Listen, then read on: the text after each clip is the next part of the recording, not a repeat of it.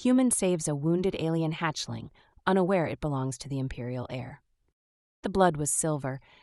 Garrett froze halfway through his post-delivery systems check, staring at the droplets scattered across the storage bay floor like mercury beads. His ship, the Persephone, groaned around him as she settled into standby mode, hull contracting from the temperature shift. He'd hauled enough questionable cargo to know when something was wrong, and the sick twist in his gut told him this was worse than contraband. He followed the trail between cargo containers, each step deliberate, his hand drifting to the plasma cutter on his tool belt. The mining station drop had been routine, medical supplies and protein stocks to a frontier operation barely clinging to profitability in the outer rim. 3 days back to neutral space. Easy money. Except nothing involving silver blood was ever easy. The sound came first, a wet, rattling breath that didn't belong to any species he'd shipped before. Garrett rounded the container marked fragile and stopped. Wedged in the narrow gap between two crates was a creature no bigger than a house cat, covered in matted turquoise fur slick with that strange silver fluid. Burns crossed its small body in brutal stripes, and something metallic, shrapnel, his mind supplied uselessly, protruded from its side just below what might have been ribs. It had curled into itself, shaking, and when it sensed his presence, those enormous black eyes snapped open and locked onto his face. For 3 seconds, neither of them moved. The creature's eyes were impossibly expressive, liquid darkness that reflected the bay's emergency lighting like twin moons.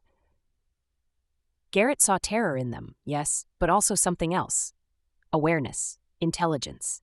The kind of desperate recognition that came from knowing you were dying and having just enough consciousness left to understand it. "Shit," Garrett breathed. His first instinct was protocol. Seal the bay, contact station authorities, file a report. Unauthorized biological aboard a commercial vessel meant inspections, fines, potential license suspension. He had 3 late payments on the Persephone, 2 outstanding debts to suppliers who were running out of patience, and exactly 0 room for complications. The creature made a sound, high and thin, almost musical, and tried to pull itself deeper into the gap. The movement reopened whatever wounds the shrapnel had caused. More silver blood pooled beneath it. Garrett's hand was on his comm before he realized he wasn't calling anyone. He crouched instead, keeping his movements slow. The creature watched him with those bottomless eyes, trembling so hard its small body seemed to vibrate. Up close he could see more details. Delicate fingers tipped with something like claws, a face that was almost mammalian but too angular, too alien. The burns looked deliberate, patterned like energy weapon strikes. "Hey," he said quietly, "I'm not going to hurt you." The creature didn't respond, but its shaking intensified. Garrett had no idea if it understood human standard, but tone was universal enough. He kept talking, letting his voice fill the space between them. "Someone really did a number on you, huh?" He shifted his weight, evaluating. The shrapnel needed to come out, the wounds needed sealing, and, whatever species this was, clearly required medical intervention he couldn't provide. The smart move was still to report it, the safe move. He reached out slowly, palm up, fingers relaxed. The creature flinched backward and made that sound again. Pure distress crystallized into notes that shouldn't have come from something so small. The movement cost it. Blood pulsed faster from the wound, and its eyes began to lose focus. Garrett made his decision. 20 minutes later, he had the creature wrapped in his spare thermal blanket, secured in his personal quarters with the door locked and the bay sensors disabled. The Persephone's medical kit was laughably inadequate, designed for human injuries, minor ones at that. But he did what he could. Pressure on the visible wounds, a basic coagulant that might or might not work on alien physiology, and a prayer to deities he'd stopped believing in years ago. The creature drifted in and out of consciousness, making small sounds of pain that cut through Garrett's resolve like laser scoring. Every instinct that had kept him alive through 5 years of hauling through contested space screamed that this was a mistake. He was risking everything. For what? Something that might die anyway. Something that might be dangerous once it recovered. But every time he considered spacing it, quick, clean, problem solved, he remembered those eyes. He changed course, pulling up his navigation charts and searching for alternatives. Major stations were out.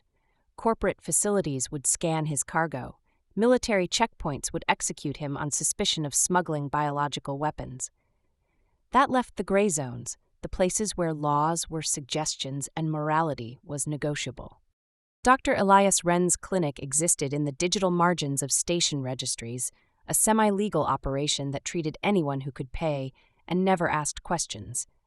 Garrett had used him twice before for injuries he couldn't explain to legitimate doctors. The detour would cost him fuel and time, but it was the only option that didn't end with him in a cell or the creature dead. He plotted the course and engaged the autopilot, then returned to his quarters. The creature had stopped bleeding but hadn't regained consciousness.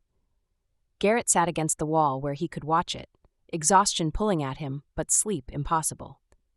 He thought about the war. 3 years of ceasefire after 2 decades of brutal conflict between humanity and a species he'd never bothered to learn much about. The Scarith Dominion. He knew the name, knew they were powerful and hostile, and had killed enough humans to make peace feel like surrender. He looked at the small, broken thing breathing shallowly in his blanket and couldn't reconcile it with battleship reports and casualty counts. "You better be worth this," he muttered. 5 days passed in careful routine. Garrett maintained course, avoided all traffic patterns, and tended to his patient with methodical attention. Dr. Wren had been resistant until Garrett threatened amateur surgery, at which point professional ethics overrode survival instincts. The procedure was tense and dangerous, removing shrapnel from a species Wren identified as Scarith with barely controlled panic, but successful. The warning came with explicit instructions: stay hidden, stay moving, and understand that possession of any Scarith was a death sentence from both governments. Garrett brought the creature back to his ship and kept his promise. He'd determined gender through context during treatment, began waking more frequently, first with fear, then with wary observation. Garrett talked to her constantly, narrating his actions, explaining repairs, sharing stories about nothing important. He had no idea if she understood, but it felt necessary. The silence otherwise was suffocating. On the 5th day, as Garrett replaced the dressing on her healing side, she spoke. "Garrett." The sound was high and musical, each syllable crystalline and deliberate, but unmistakably his name. Garrett's hands stilled. He stared at her, this small alien creature who should have been his enemy, who he'd risked everything to save, looking back at him with those bottomless black eyes now bright with intelligence and something that might have been gratitude. "Yeah," he said, voice rough. "That's me." She reached out with one delicate hand and touched his wrist. Her skin warmed despite the fur, and Garrett felt the trajectory of his life shift in ways he couldn't yet name. The transformation happened in fragments. Garrett woke on the 8th day to find Kasara standing at the viewport, silhouetted against the star field. She'd grown, limbs lengthened, movements coordinated. The turquoise fur along her back had begun receding in patches, revealing smooth skin that caught the light with faint luminescence. "Pretty," she said, her voice carrying more weight now. "Stars, many." He sat up slowly. "That's the veil cluster." She turned, and he caught his breath. Her features had sharpened, the childlike roundness giving way to something elegant and unsettling in its beauty. "You teach me more words," she said. "What do you want to know?" "Everything." Over the following weeks, Kasara became a different being entirely. She grew to nearly his height, her skin shifting to uniform magenta pink that pulsed with internal warmth. Hornbuds emerged from her forehead, lengthening into elegant curves. Her hair darkened to thick black waves she kept touching, surprised by their presence. Her language skills accelerated faster. She absorbed human standard with obsessive intensity, constructing complex sentences that grew more natural each day. She began asking questions with no simple answers. "Why do humans cry when they are happy?" she asked one evening, gesturing at the old film they were watching. Garrett looked up from the navigational console. "Emotions aren't logical. Sometimes they're so big they have to come out somehow." She tilted her head. "Scarith do not do this. We feel, but we control. Emotion without discipline is weakness." Or is control just another kind of fear?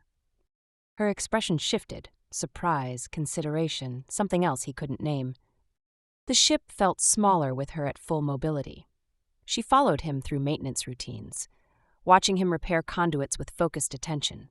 Her hands, now long-fingered and dexterous, began helping without being asked, holding tools, steadying components, anticipating his needs. They developed an unspoken rhythm, moving around each other in cramped spaces with unconscious coordination. Garrett became aware of her in ways that made him uncomfortable. The grace in her movements, the musical quality of her voice saying his name, the warmth of her skin when they worked close. He told himself it was gratitude, attachment born from crisis. It didn't feel natural. One night, the environmental controls failed. Temperature plummeted as backup systems struggled, frost forming on the walls in delicate patterns. Garrett bolted from his bunk, running diagnostics. The heating unit in his quarters was the only one still functioning. He found Kasara curled tight, shaking violently. Her skin had lost its glow, taking on a grayish cast that screamed wrongness. "Come on!" He pulled her up and half-carried her to his quarters. She couldn't coordinate her limbs, her temperature regulation failing. He wrapped her in every thermal blanket and activated the heating unit to maximum. "I am sorry," she managed through chattering teeth. "Weak." "This is biology, not weakness." He climbed onto the bunk beside her, pulling the blankets around them both. She pressed against him instinctively, seeking heat. Her body was furnace hot even in distress, radiating warmth that soaked through his shirt. Garrett monitored her breathing, checking her pulse, keeping her conscious until the systems rebooted. "Tell me about before," he said quietly. She was silent so long he thought she wouldn't answer. Then, haltingly, she spoke. She described a childhood that wasn't. Structured education, endless preparation, isolation wrapped in ceremony. She was being shaped for something important, though she edited carefully around what. She spoke of expectations that suffocated, of duty that allowed no choice, of watching others bond in political arrangements while she was kept separate and preserved for a purpose she'd never wanted. Garrett listened, reading between her careful words. Whatever she'd been running from wasn't just an attack. "Scareth believe bonding is strategy," she said, her voice steadier as warmth returned. "Two people join for political gain, genetic benefit, territorial alliance. We do not have your word. Love, we have only purpose." That's bleak. It is logical, but she said it like she was trying to convince herself. "What do you have if not love?" She shifted to look at him, their faces close in the dim light. "I do not know anymore. What I feel when you speak gently, when you touch my hand to check my wounds, when you risk yourself for me." Her fingers found his on the blanket between them. "My people would say this is confusion, imprinting, not real." "What do you say?" "I say it feels more real than anything I have ever known." The words hung between them, weighted with implications neither was ready to examine. The heating system hummed back to life, frost melting from the walls. Kasara stayed pressed against his side. She fell asleep there, her breathing evening out to match his own, and he stayed awake watching the slow pulse of light beneath her skin. When morning came, Kasara woke in his arms and didn't pull away immediately. They lay in silence, awareness crackling between them. Then she sat up, movements careful and deliberate. "Garrett," her voice carried a weight he hadn't heard before. "I must tell you something." The seriousness made his stomach drop. "I have not been honest about who I am." He waited, watching emotions play across her alien features. "My full name is Kasara Valis. I am heir to the Scareth Dominion, daughter of Empress Valis the Unyielding." The words didn't process immediately. Then they did, and Garrett felt the floor drop out of his world. He couldn't finish. "I was fleeing an arranged bonding when my transport was attacked. Not by your people, by my own. There are factions who would rather see me dead than allow certain alliances." She met his eyes steadily despite the fear beneath. "And now I am dying anyway, because my body is changing too fast without proper medical support, and you have risked everything for someone who lied to you." Garrett stared at her, fury and betrayal and terror warring in his chest. "You used me." "Yes. You put me in the middle I don't even know what. A war? A coup?" "Yes. And you're telling me this now because I will be dead in 3 days without help I cannot get, and you deserve to know before you decide whether to let me die." The clinical delivery cut through his anger. Garrett looked at her, really looked, and saw the gray cast returning to her skin, the tremor in her hands she was trying to hide. "Damn it," he whispered. "You can turn me over. Either side would reward you. Or you can leave me somewhere and disappear. I would not blame you." Garrett wanted to rage at her, wanted to throw her off his ship and forget any of this happened, wanted to go back to being nobody, hauling cargo through empty space where the biggest risk was late payments.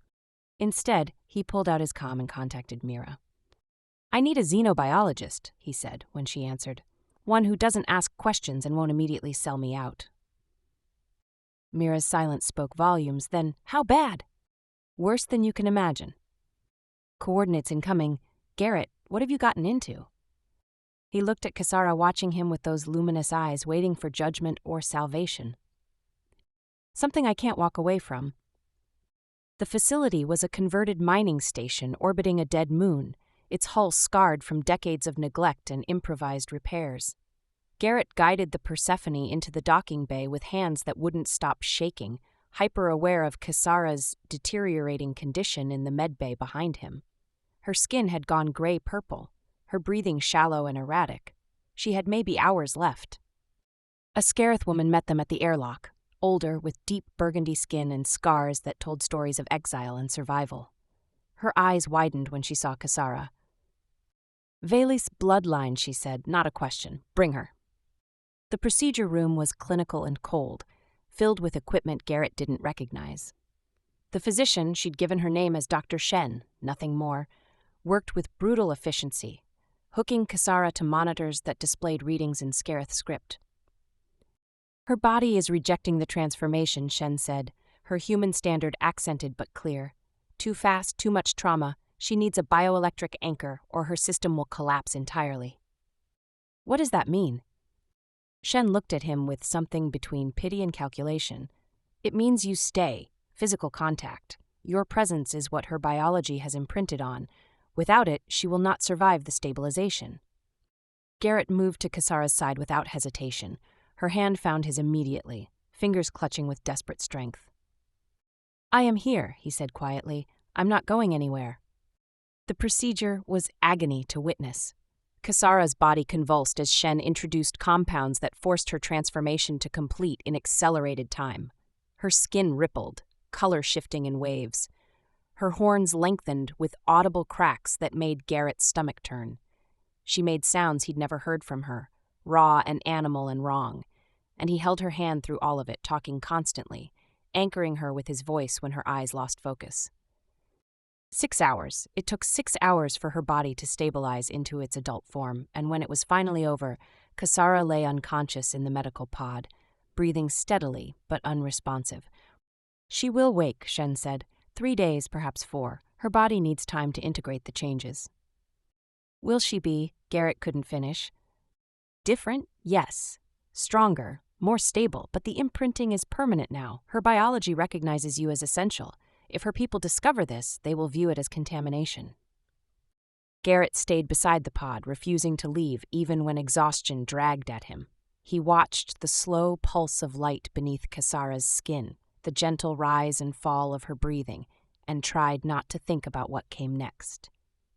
She woke on the 3rd day, disoriented and hypersensitive. Every sound made her flinch, every light too bright. Garrett helped her sit up slowly, steadying her when her coordination failed. "Too much," she whispered, her voice raw. "Everything is too much." "I know it'll get easier." She looked at him then, really looked, and something in her expression caught. "You stayed." "Of course I stayed." Her hand found his face, fingertips tracing his features like she was memorizing them. "I lied to you, used you. You should have left me." "Yeah, well, I'm terrible at making smart decisions." A ghost of a smile touched her lips, there and gone. "Thank you." They didn't get to say more. The station's alarms screamed to life, and through the viewport, Garrett saw ships dropping out of jump, sleek Scarith military vessels in tight formation. Shen appeared in the doorway, her face grim. Commander Cove, he tracked you. We need to evacuate now. Garrett pulled Kisara to her feet, supporting her weight as they ran. The station shook with weapons fire, corridors filling with smoke and the acrid smell of burning systems. They made it to the Persephone as the first boarding teams breached the station, and Garrett launched without proper clearance, the ship's hull screaming as he pushed the engines beyond safe limits. Cove's ships followed. The chase through the asteroid field was a nightmare of split-second decisions and impossible margins. Garrett flew by instinct, threading between tumbling rocks while plasma fire carved chunks from nearby asteroids. Kisara, still weak but thinking clearly, called out tactical predictions based on Scarith doctrine, buying them precious seconds. "Vent the engine core," she said suddenly. "Go dark." "That's suicide. We'll have no power." "Do it." Garrett trusted her. He triggered the core dump and killed all systems. The Persephone went black and silent, drifting among the debris while Cove's ships swept past, their sensors searching. In the suffocating darkness, they waited. The air grew thin over the next 18 hours. The temperature dropped without life support. Garrett and Kisara huddled together in the cockpit, conserving heat and oxygen, listening to the hunters move through the field. "Everyone who helped us is dead," Kisara said finally, her voice hollow. "The physician, the others at the station, because of me." "Because of Cove," Garrett corrected. "Because of a war that never should have happened. You should have left me in your cargo bay. Let me die there." He turned to face her in the darkness, finding her luminous eyes in the black. "I couldn't. I wouldn't." "Why?" The word broke on something desperate. "Why risk everything for me?" "Because when I found you bleeding and terrified, I saw someone who deserved to live. That hasn't changed. Not because of who your mother is or what throne you're supposed to inherit. You're worth saving, Kisara. You always were." She made a sound between a laugh and a sob. "My people do not understand this. We do not have words for what you are describing. Humans call it love. Probably a dozen other things too, but that's the one that matters. Love," she tested the word, her accent making it musical. "Is it always this painful?" "The worthwhile things usually are." She kissed him then, awkward and unpracticed because Scarith didn't do this, but she'd seen it in his films and wanted to understand. Her lips were warm and soft, her breath carrying a sweetness like heated sugar. Garrett responded carefully, guiding her through the unfamiliar gesture, and when they broke apart they were both shaking. "My people have duty," she whispered against his mouth, "strategy, purpose, but they do not have this." "Do you want this?" "More than I have ever wanted anything." They stayed close in the darkness, exploring what intimacy meant across species barriers. Tentative touches, careful discoveries, learning each other's responses. It was strange and profound and wholly theirs. When the power finally flickered back to life, they were different. Not just running from danger anymore, but running towards something neither could fully name, but both wanted desperately to reach. Mira's coordinates led them to a hidden station in neutral space. She took one look at Kisara's adult form and went pale. "Garrett, what have you done?" "Saved her life." "You saved the Empress's heir. Do you understand what that means?" Mira brought them to a secure room and pulled up intelligence reports, system-wide searches, reward postings, and something worse. Factions within the Scarith Dominion were using Kisara's disappearance to push for renewed war with humanity. "You have two options," Mira said bluntly. "Turn her over and pray for mercy you won't get, or find a way to make this irrelevant by resolving the political crisis." Kisara sat straighter, drawing on training she'd spent weeks hiding. "If I return publicly, alive and advocating for peace, it undercuts the extremist narrative, but I need proof that my own people tried to kill me." "That means infiltrating a Scarith military relay," Garrett said slowly. "Yes, that's insane. It is necessary." He looked at her, this woman he'd saved and who'd saved him in return, who'd become something he couldn't imagine losing. "Then we do it together." Kisara's hand found his under the table, fingers intertwining in a gesture that had become their own private language. "Together," she agreed. The night before the mission, they didn't sleep. Instead, they learned each other completely, creating something that belonged to neither human nor Scarith tradition, but to them alone, a bond built on choice rather than duty, on desire rather than strategy. By morning, they were ready to risk everything one more time. The communications relay hung in orbit above a Scarith military outpost, a sprawling structure of dark metal and pulsing energy conduits. Garrett piloted the modified stealth ship Mira had provided, his palms slick with sweat as they approached using forged credentials that might buy them 10 minutes if they were lucky. Kasara sat beside him, fully armored in Scarith military gear that Mira's contacts had procured.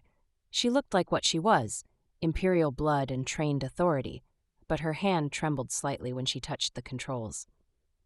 "Once we're inside, I need 3 minutes in the archive core," she said. "Can you give me 3 minutes?" "I'll give you whatever you need." They docked without incident.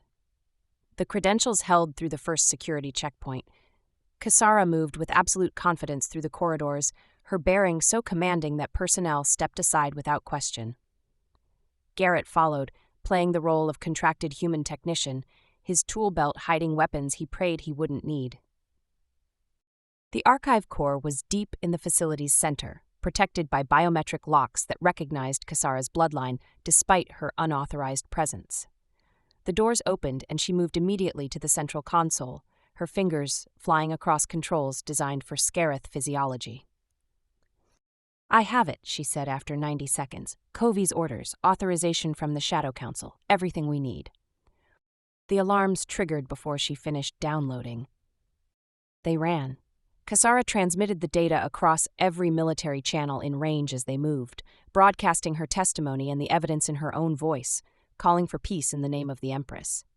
Personnel ahead tried to stop them, but Kasara's command voice and Imperial authority created hesitation they exploited, pushing through toward the docking bay. Commander Cove met them 3 corridors from their ship. He was larger than Garrett expected, deep purple skin marked with battle scars, his black horns chipped from combat. His eyes burned crimson as he blocked their path. "Princess," he said, the word dripping contempt, "you shame your bloodline by running with this human filth." "Stand down, Commander."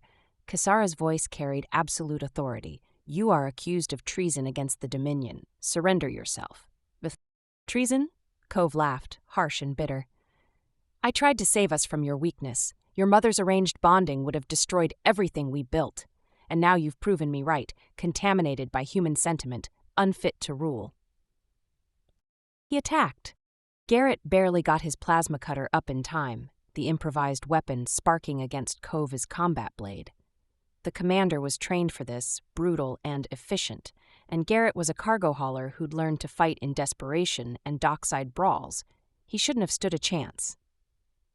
But he had Kasara. She fought beside him with grace and power. Her body was still learning to control, her knowledge of Scarith combat doctrine letting her anticipate Cove's strikes. Together, they created something neither could achieve alone: human unpredictability meeting Scarith precision, instinct flowing into training. Garrett took a blade across his ribs that burned like fire. Kasara caught Cove's arm and twisted, using his momentum against him in a move no human could have executed. They drove him back, step by step, until Garrett got his cutter against Cove's throat and Kasara held his blade arm in a lock that would shatter bone if he moved. "Yield," Kasara commanded. "Never, you are." "Enough." The voice cut through everything. Absolute authority that made even Cove freeze. Empress Valis walked into the corridor surrounded by her personal guard, and Garrett felt his stomach drop. She was magnificent and terrifying, taller than her daughter and carrying power like a visible aura. Her eyes swept over the scene, taking in everything in seconds. "Release him," she said. Kasara hesitated, then stepped back. Garrett kept his weapon up, putting himself between Kasara and the Empress, even though he knew it was futile. "Mother," Kasara said, her voice steady despite everything.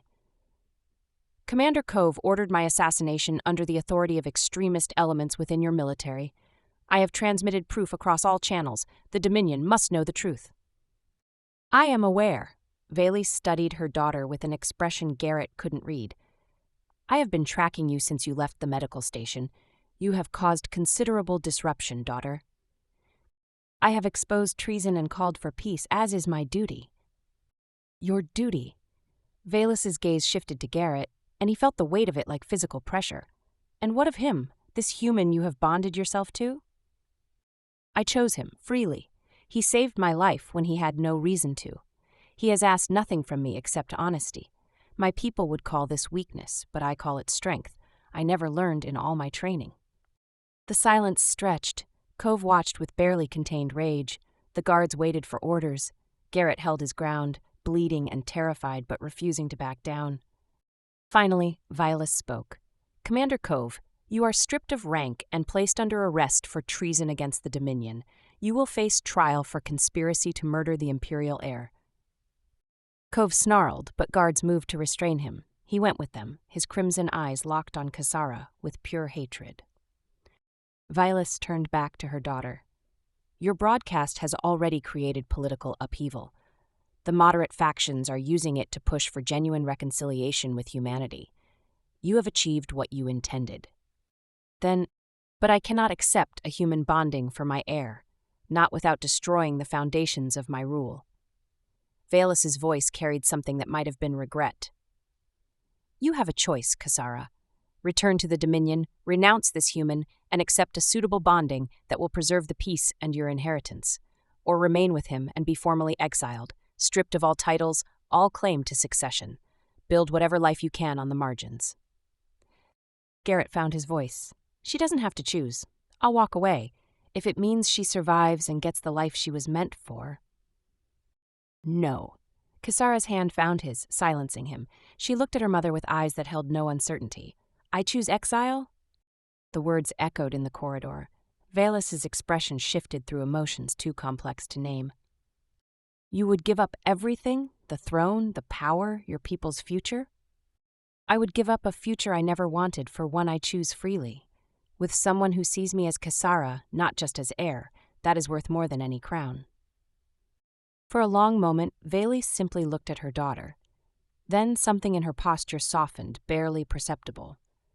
I do not understand your choice, she said quietly, but perhaps that is why the Dominion needs to change. Love, even incomprehensible love, requires courage I can finally respect. She paused. You have safe passage to neutral space. Use it wisely. She turned and walked away, taking her guards with her. Kasara stood frozen, then sagged against Garrett as the adrenaline drained away. Are you sure? He asked quietly. You can still... I have never been more certain of anything.